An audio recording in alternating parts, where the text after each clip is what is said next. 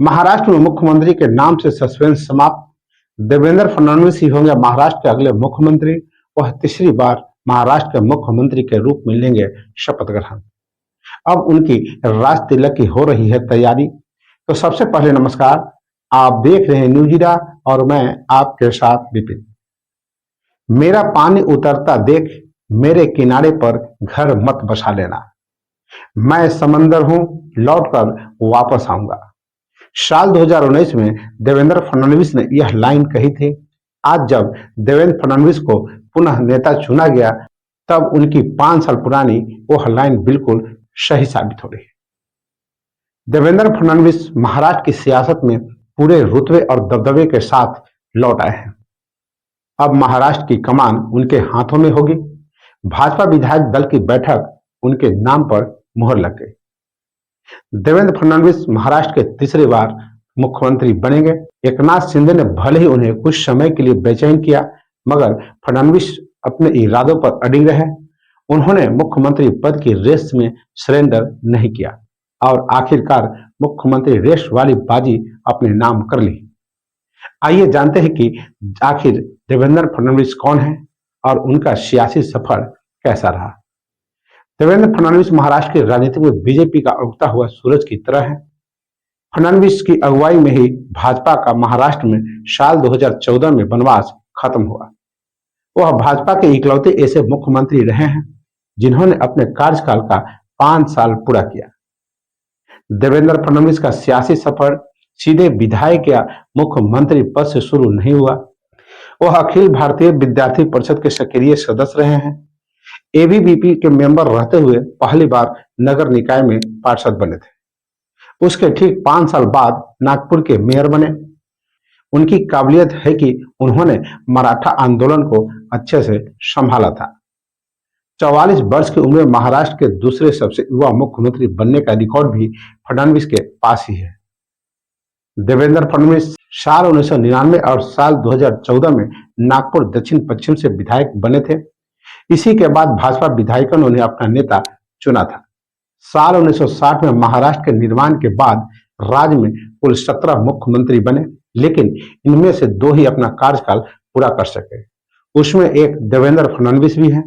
इसके पहले केवल वसंत राव नाइक ही अपना कार्यकाल पूरा कर पाए थे।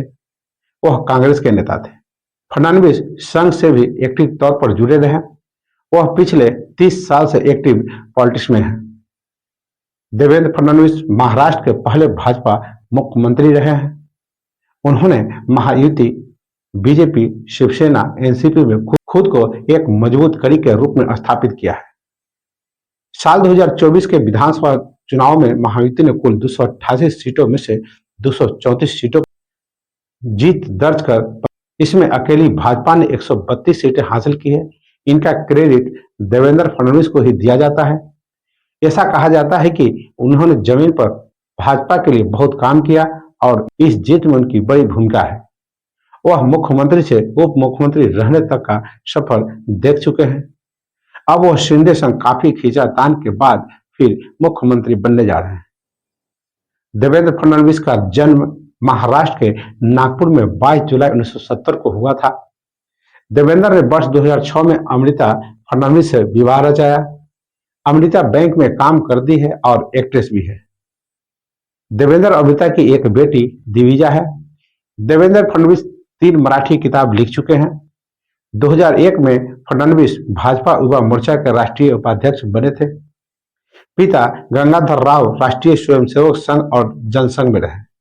मां सरिता अमरावती के प्रसिद्ध कल्ती परिवार की वंशज है। देवेंद्र फडणवीस ने नागपुर के सरस्वती विद्यालय से अपनी स्कूली शिक्षा ग्रहण की। लॉ कॉलेज नागपुर से कानून की डिग्री पूरी की। साल 2002-2003 में राष्ट्रमंडल संसदीय संघ की ओर से सर्वश्रेष्ठ संसदीय पुरस्कार से सम्मानित भी हुए। साल 2013 में वह महाराष्ट्र में बीजेपी के राज्य इकाई के अध्यक्ष बने। वह 2014 को पहली बार मुख्यमंत्री बने।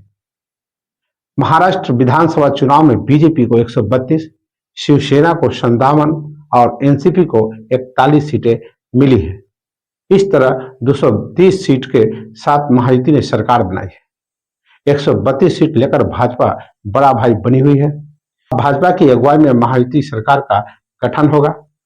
कल यानी कि 5 दिसंबर को महायुति सरकार का शपथ ग्रहण है। देवेंद्र फडणवीस तीसरी बार शपथ लेंगे। इस पर कुछ नेताओं का बयान भी सामने आया है, जिसे हम आपको सुनवाते हैं और इसी वीडियो के साथ विदा लेते हैं। आपने अभी तक मेरा चैनल को सब्सक्राइब और फॉलो नहीं किए हैं तो अवश्य कर लें और अपना सुझाव कमेंट बॉक्स में देना न भूलें।